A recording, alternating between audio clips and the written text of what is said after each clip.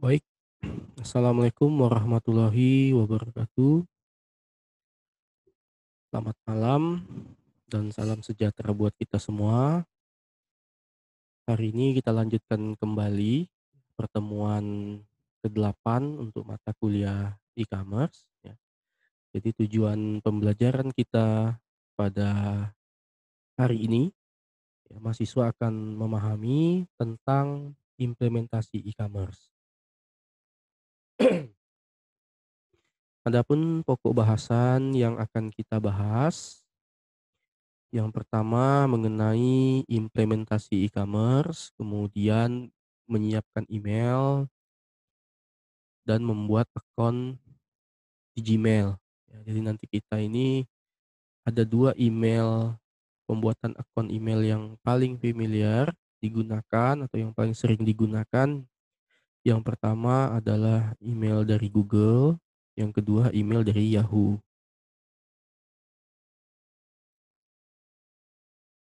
Nah, ini adalah implementasi dari e-commerce. Jadi di dalam e-commerce itu ada banyak sekali ya program yang bisa kita optimalkan ya dalam menghasilkan sesuatu yang berpotensi ya, ada potensi keuntungan atau bisnis di situ. Nah, di sini kalian bisa lihat ya ada beberapa transaksi ya, perdagangan secara elektronik baik menggunakan sistem ya, pertukaran data secara elektronik maupun pembayaran secara digital, itu ada di implementasi e-commerce di berikut ini. Nah, yang pertama coba kita lihat ada advertising program ya, program iklan. Jadi e-commerce ini ya bukan hanya berbicara mengenai transaksi elektronik saja, ya misalnya hanya membeli, ya kemudian melakukan transfer, barang dikirim, ya, kemudian memberikan testimoni, tidak seperti itu. Di pertemuan-pertemuan sebelumnya juga kita bahas bahwa e-commerce dalam arti luas itu meliputi semua pertukaran data elektronik, ya, termasuk juga di situ transaksi secara elektronik. Nah, di situ ada advertising program. Advertising program itu artinya beberapa platform atau vendor ya atau produsen itu menyediakan program advertising. Jadi di sini kita sebagai user ya, sebagai visitor itu bisa memanfaatkan advertising program ini. Nah, jadi ini juga peluang ya baik kalian sebagai mahasiswa ataupun umum ya untuk umum. Nah, ini kemudian yang kedua ada affiliate program. Di pertemuan sebelumnya juga saya sudah bahas ya mengenai affiliate program ini.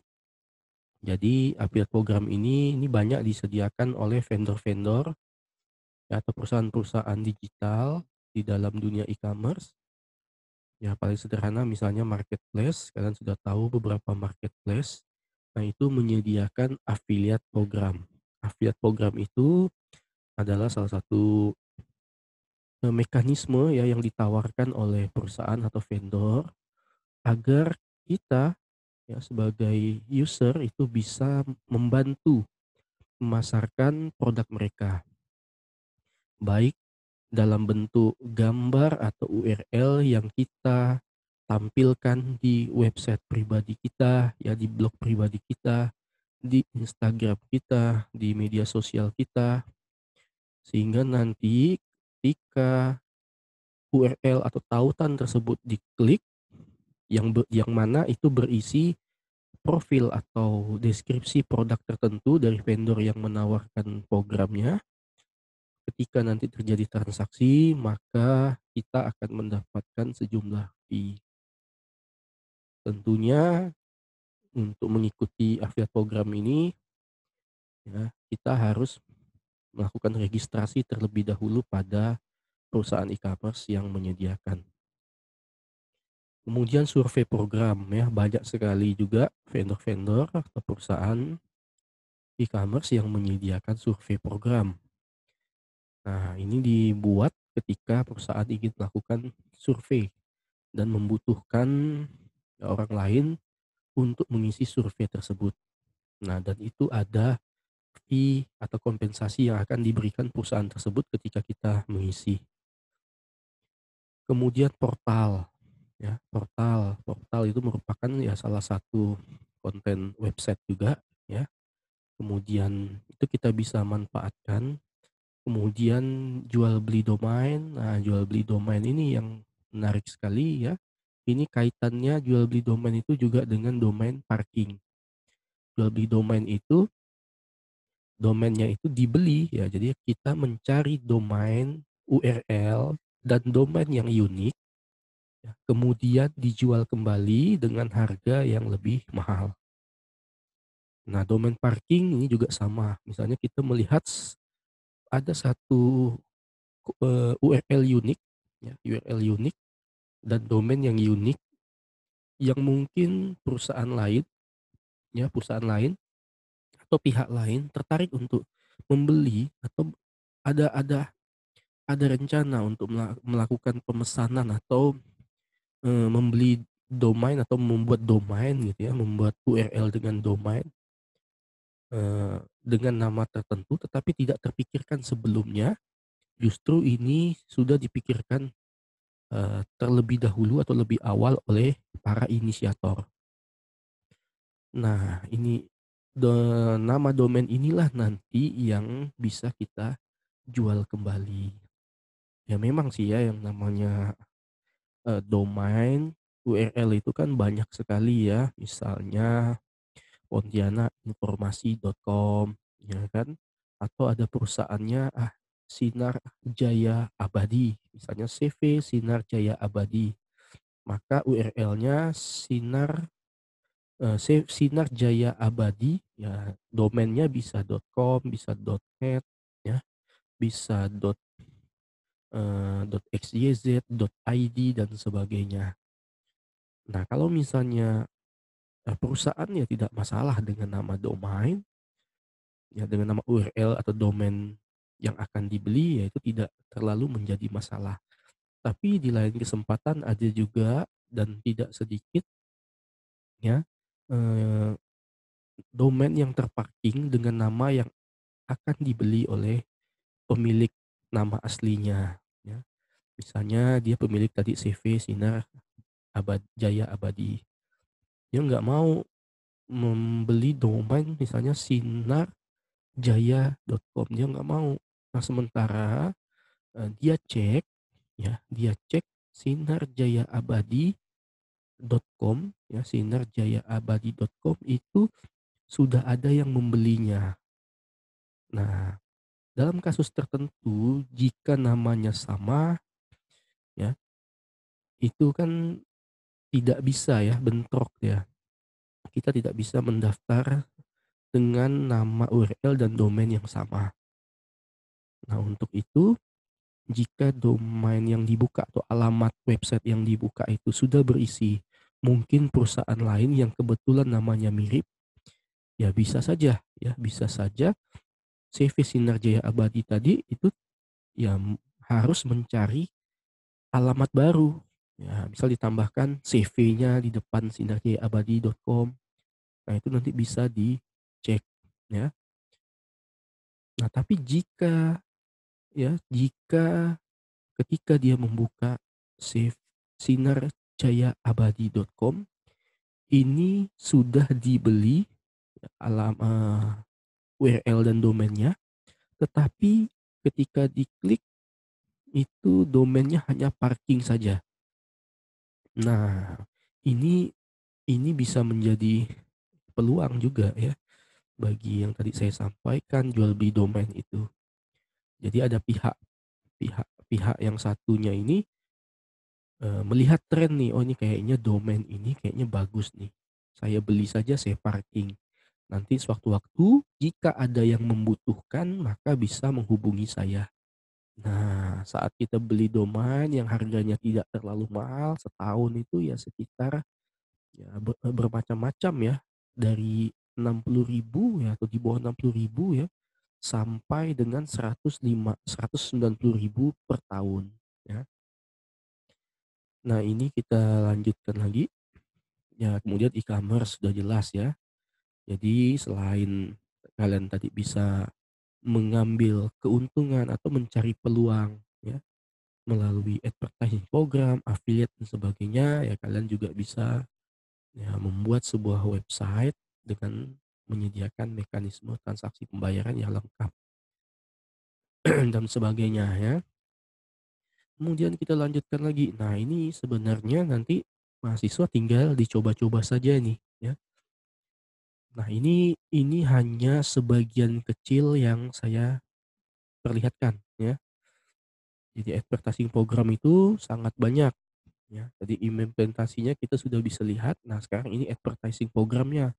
Nah, advertising programnya juga macam-macam, tergantung vendor atau produsen yang menyediakan. Nah, produsen yang dimaksud di sini, ya produsen itu kan bisa menghasilkan barang dan jasa ya. Nah, kalau di program ini ya produsen itu selain dia menjual barang dan jasa, dia juga menyediakan fasilitas untuk advertising program ini ya.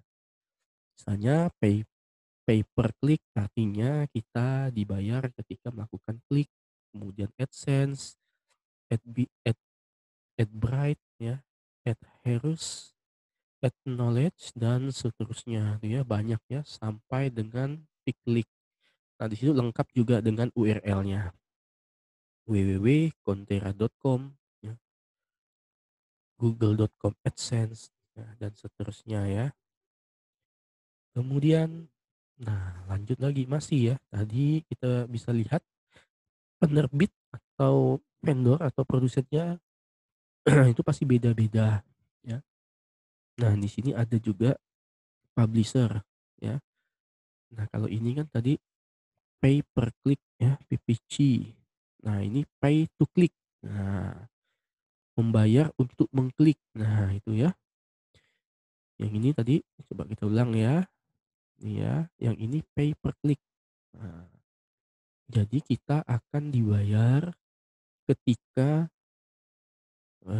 iklan ya, iklan itu kita klik ya kan atau misalnya kita memasukkan URL ya, kita daftar dulu ya, pastinya tetap mendaftar. Dia kurang lebih sama dengan affiliate program. Kita harus mendaftar dulu untuk mendapatkan sejumlah kode, ya kemudian URL-nya itu tinggal disimpan di website, blog, media sosial, YouTube dan seterusnya ya, macam-macam, Instagram dan seterusnya. Atau ya dengan mengunjungi ya, kalian nanti tinggal kunjungi saja webnya, nanti tinggal lihat sistem kerjasamanya seperti apa.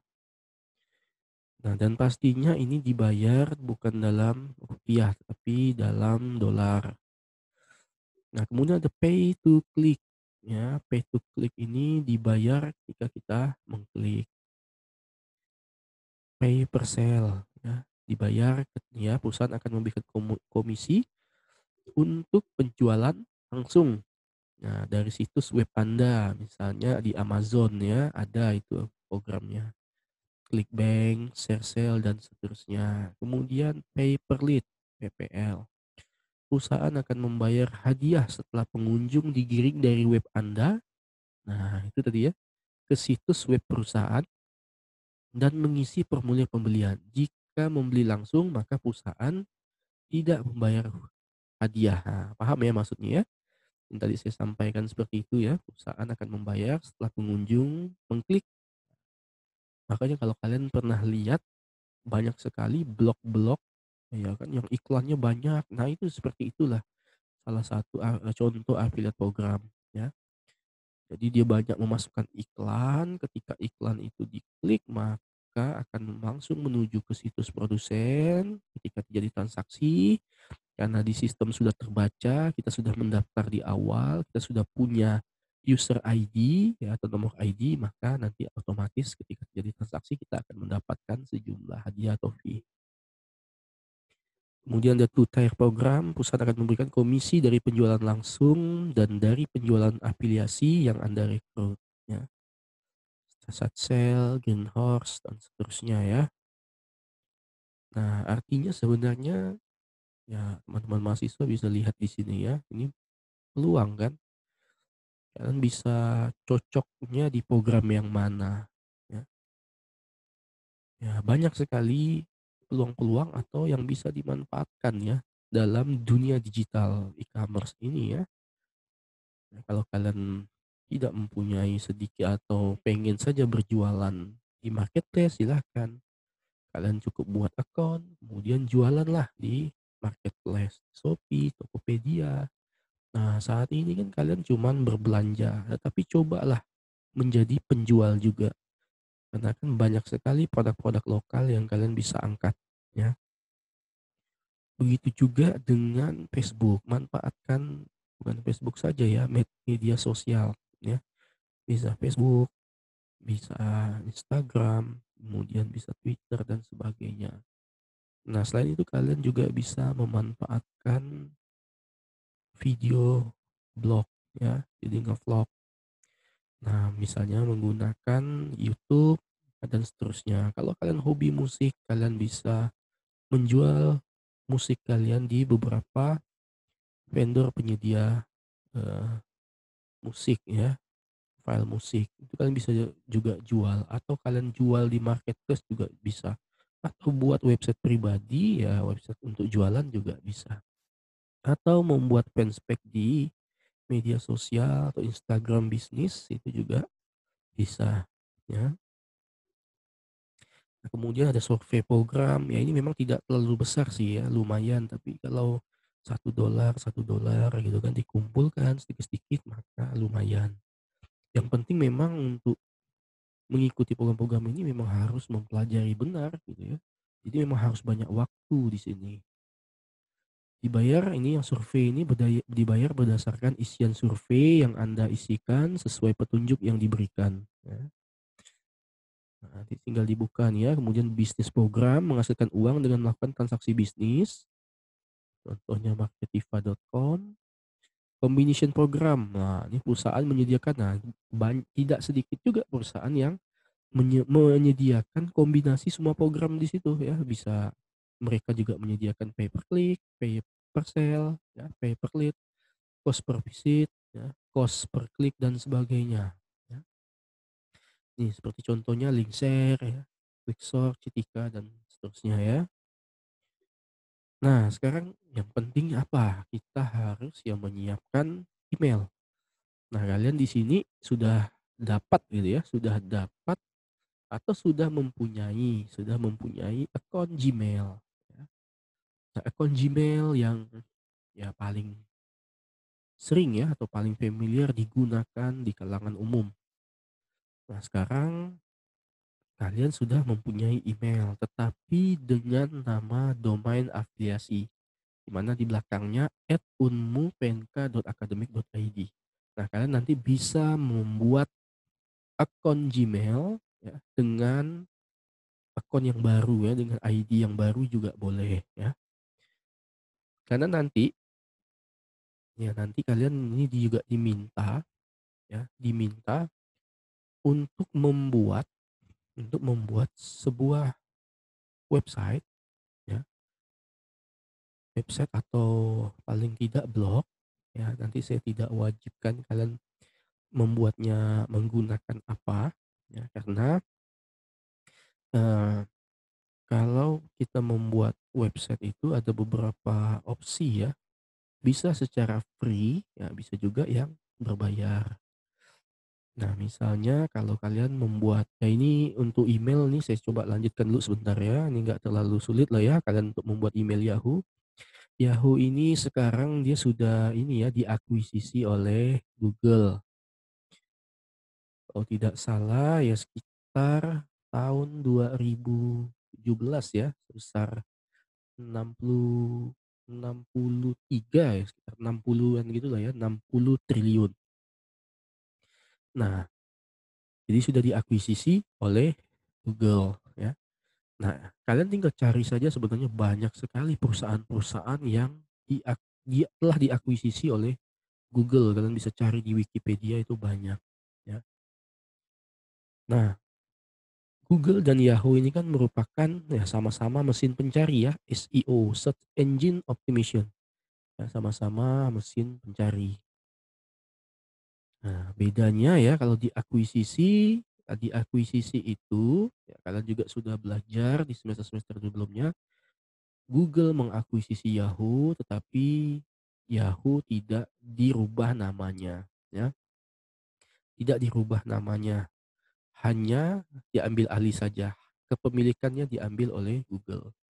Beda dengan merger, ya, kalau merger bisa saja bergabung kemudian membuat satu nama baru atau memilih salah satu nama yang sudah ada, ya. Nah, ini cara membuat email saya rasa ini tidak terlalu sulit ya, tinggal masuk di mail yahoo.co.id, kemudian buat akun baru untuk yang belum punya ya, kemudian masukkan nama, nama depan, nama belakang, kemudian masukkan nama email yang akan kalian buat. Jika dia tidak tersedia, maka ganti dengan nama yang lain. Kemudian masukkan informasi yang lengkap lainnya ya. Seperti nomor kontak, nomor smartphone ya, tanggal lahir, kemudian jenis kelamin ya, dan seterusnya. Kemudian klik buat account. Kemudian setelah kalian tadi membuat atau mengisi formnya dan melanjutkan, maka akun berhasil dibuat, tinggal dilanjutkan. Begitu juga dengan ini tampilan email Yahoo ya. Begitu juga dengan membuat Gmail baru ya, tinggal masuk saja ke gmail.com, kemudian klik create an account, membuat sebuah account ya. Kemudian ya sama seperti tadi, masukkan nama lengkap, depan dan belakang, kemudian nama untuk emailnya, buat password, confirm password, ya, isi tanggal lahir, kemudian gender dan nomor telepon. Maka nanti biasanya akan ada konfirmasi ya, akan ada konfirmasi, tinggal di next saja, kemudian akan ada kiriman ya ke dalam HP kita untuk konfirmasi. Tinggal kita masukkan saja di dalam, eee, halaman web tempat kita mendaftar Gmail. Nah, ini ada satu namanya Google Plus. Nah, ini kan jarang sekali ya kita tahu ini apa sih Google Plus. Google Plus itu juga salah satu feature ya dari Google. Ya, Google Plus ini mirip seperti ini ya, mirip seperti Facebook lah ya. Media sosialnya Google, ya, hampir sama, tetapi Google Plus tidak terlalu familiar. Nah, kalau sudah ya, masuk ke tampilannya, nah ini udah ya. Nah, itu ada account verification ya, seperti biasa lah ya, saya rasa mahasiswa sudah paham lah cara untuk mendaftar. Hanya bedanya apa? Nah, kalau email yang umum dia @gmail.com ya, @gmail.com. Jika emailnya email afiliasi, misalnya website kita kan unmuh.pnk.academic.id, maka kita bisa membuat email dengan nama domain @unmuh.pnk.academic.id atau nama apapun tergantung dengan websitenya. Misalnya saya punya website fenisupriyadi.com, maka saya bisa buat email info@fenisupriyadi.com atau kontak @fenisupriyadi.com dan seterusnya. Itu kalau menggunakan email email dengan domain sendiri ya, dengan kode unik sendiri.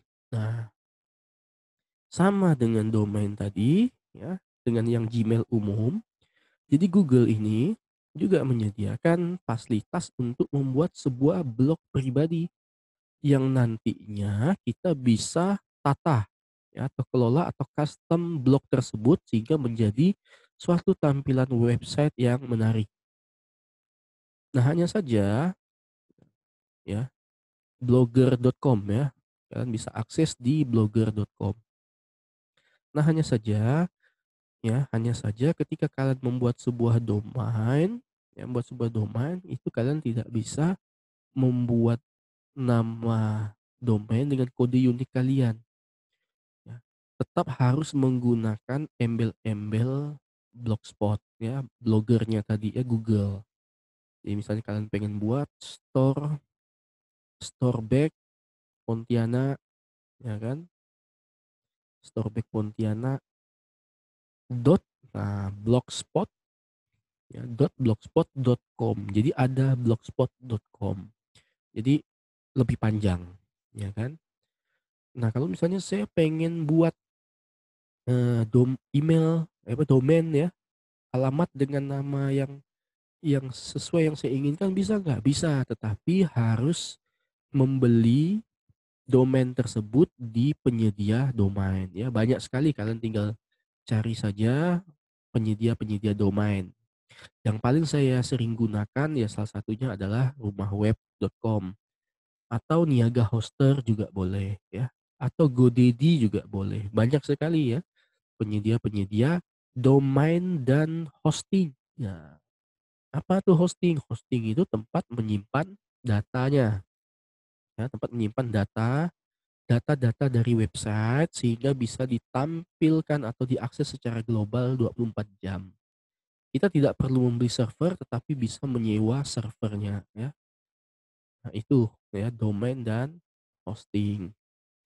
Nah, apa bedanya kalau Blogspot? Ya jelas karena dia menggunakan embel-embel .blogspot.com, makanya apapun yang kalian upload di konten tersebut menggunakan fasilitas Blogger, maka itu free ya, Blogger atau WordPress ya. Nanti tugas kalian itu ya di UAS-nya itu membuat ini ya, membuat sebuah website. Bisa menggunakan Blogger, bisa menggunakan WordPress, atau dengan membuat, website dengan, membeli domain dan hosting sendiri ya. Membeli domain dan menyewa hosting sendiri ya, itu boleh ya, boleh. Tetapi ya tadi ada biaya yang harus dikeluarkan ketika menggunakan ya hosting pribadi gitu ya. Untuk domainnya saja itu bisa yang tadi saya sampaikan, bisa 60 sampai dengan 190-an ya. Nah, sedangkan untuk hostingnya itu tergantung space-nya. Misalnya kalian 500 megabyte, nah itu berapa? Misalnya katakan, 300 ribuan per tahun ya, tapi semuanya per tahun ya. Domain misalnya tadi 60.000 sampai 190.000 itu setahun ya, hosting juga sama. Tapi bedanya kalian mengupload konten di hosting berbayar tadi, karena tadi menyewa ya, menyewa setiap konten, teks, dan sebagainya yang kalian masukkan di dalam hosting untuk membuat website lebih menarik, maka akan tetap memakan space. Nah, kalau sudah penuh maka tidak bisa mengupload lagi ya, karena ada batasannya. Nah, bedanya juga kalian bisa buat email pribadi, ya, buat email dengan kode unik pribadi. Nah, kalau Blogspot kalian tidak, karena free, kalian bebas. Emailnya kalian sudah dapat ya, Google itu adalah email dari Google ya. Gmail itu email dari Google. Blogspot juga produk, Blogger juga produknya Google ya. Nah, bedanya kalian bisa mengupload di Blogger atau blogspot.com atau WordPress, kalian bisa bebas ya mengupload atau mengcustom konten web kalian untuk menyediakan informasi jualan apapun ya di web atau blog kalian tanpa berbayar, tanpa bayar ya. Nah, bagaimana kalau misalnya kita pengen buat, kontennya kita nggak perlu pakai hosting, kita menggunakan hosting Blogspot saja yang gratis, tetapi kita pengen domainnya domain kita. Nah, itu bisa.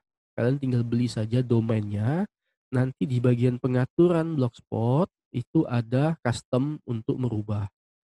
Jadi ketika nanti diklik domain kalian, maka akan mengarah ke Blogspot kalian ya.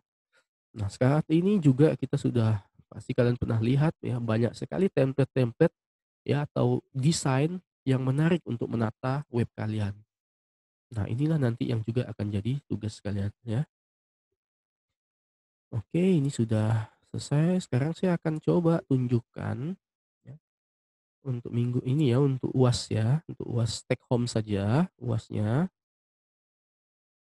Bentar, saya coba share screen satu lagi, yang ini ya. Nah, ini adalah untuk UTS-nya ya, UTS minggu depan ya. Nah, jadi yang pertama itu ya, buat buah web blog ya, daftar itu udah ada ininya ya, tentukan namanya apa, URL-nya, domainnya, ya URL dan domain ya.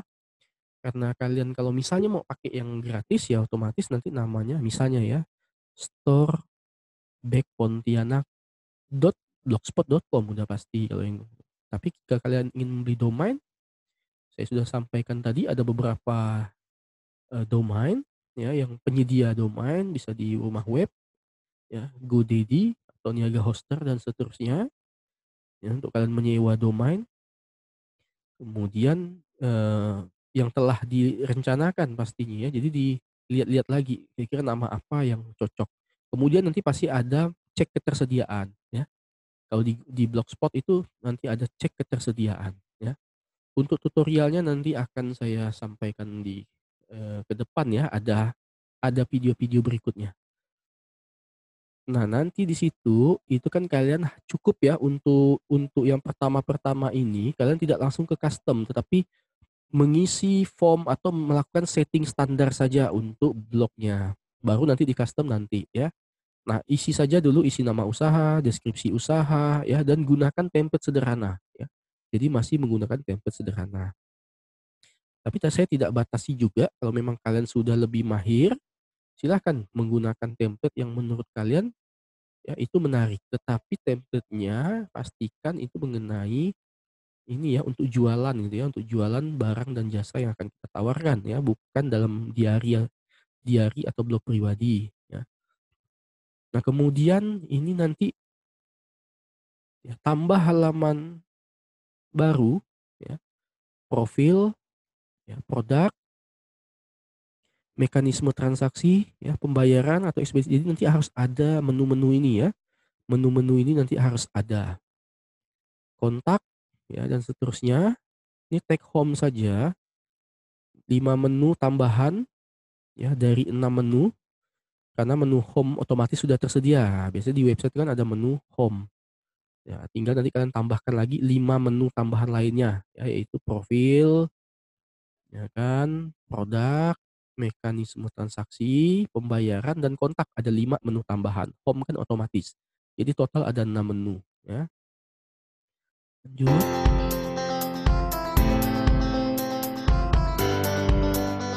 Nah, kemudian ya, siapkan dan buat konten ini di dalam Word ya. Jadi di awal-awal tadi itu ya sederhana sekali, kalian juga cuman cukup masuk ke Blogspot-nya ya, buat sebuah blog baru, sebuah web baru, konten baru, portal baru ya, dengan nama, ya sesuaikan dengan nama URL yang kalian inginkan ya. Kemudian siapkan dan buat konten berupa teks, jadi ini buat dalam Word saja, ini disimpan saja ya, disimpan saja, nanti saat praktek ini akan dikeluarkan ya atau diminta untuk di-upload. Ini disiapkan saja ya, siapkan dan buat kontennya berupa teks di Word ya. Menu home tuh ya informasi teksnya apa, ya kan, gambarnya itu disiapkan dalam folder saja, tidak perlu di dalam tidak perlu di dalam Word, nanti susah untuk mengupload, karena bersatu dengan teks di Word ya, jadi dipisahkan saja. Nah, informasi teks yang dimaksud ya jelas nama produk utamanya apa, spesifikasi apa, deskripsi mengenai produk ya. Kemudian gambar yang dimaksud disesuaikan dengan ukuran, tipe file, misalnya PNG. Nah, contohnya kalian bisa buka di situ ya, slide utama PNG ya. Kemudian konten menu profil ya, gambar logo usaha disiapkan, ya, ukuran kecil ya. Kemudian deskripsi profil usaha, ya kalian kan sebagai calon entrepreneur semua ya. Minimal 4 alinea dengan masing-masing 5 baris untuk satu alinea ya, jelas. Ini udah jelas ya. Lanjut.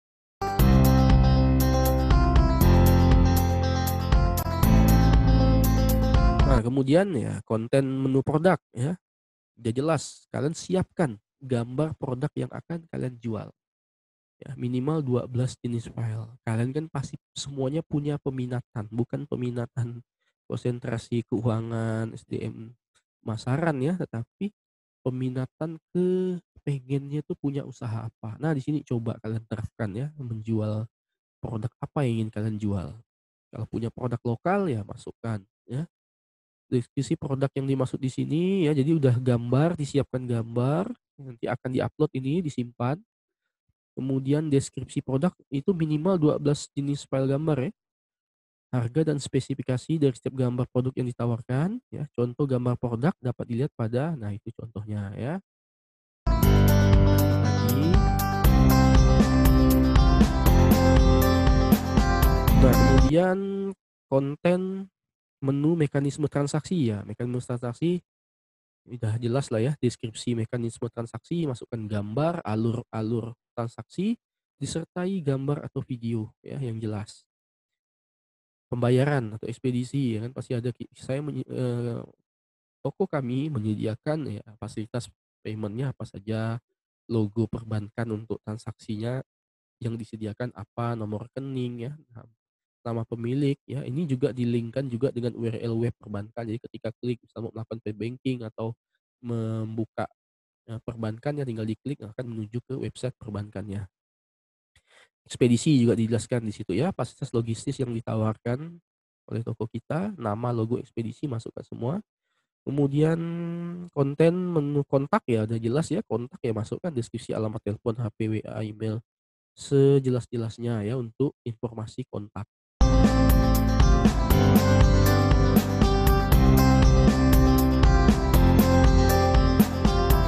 Nah ini nanti ya, ini lakukan analisis SWOT, tuliskan masing-masing kelemahan dan kekuatan dan